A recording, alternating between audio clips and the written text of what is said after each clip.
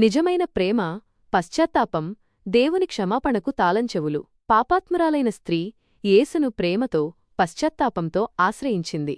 ఆమె తన కన్నీళ్లతో ఆయన పాదాలను కడిగి, తన జుట్టుతో తుడిచి, విలువైన అత్తరుతో అభిషేకించింది. ఆమె చూపిన గాఢమైన ప్రేమ ఆమె యొక్క అనేక పాపాలను క్షమించడానికి కారణమైంది.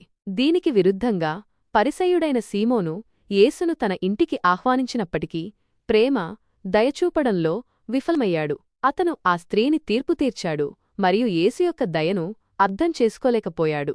యేసు యొక్క ఉపమానం ద్వారా మనం గ్రహించవలసినది ఏమిటంటే, ఎవరి పాపాలు ఎక్కువగా క్షమించబడతాయో వారు ఎక్కువగా ప్రేమిస్తారు. దేవుని క్షమాపణ అనేది మన గత పాపాలను బట్టి కాకుండా, ఆయన పట్ల మనం చూపించే నిజమైన ప్రేమ మరియు పశ్చాత్తాపంపై ఆధారపడి ఉంటుంది. కాబట్టి ఈ భాగం మనకు ఏమి చెబుతుందంటే, మనం ఎంతటి పాపులమైనా సరే నిజమైన పశ్చాత్తాపంతో మరియు ప్రేమతో దేవుని దగ్గరకు వస్తే ఆయన తప్పకుండా క్షమిస్తాడు మరియు మనలను అక్కున చేర్చుకుంటాడు. ఆయన ప్రేమ అపారమైనది మరియు మనలను వెదకుతూ ఉంటుంది.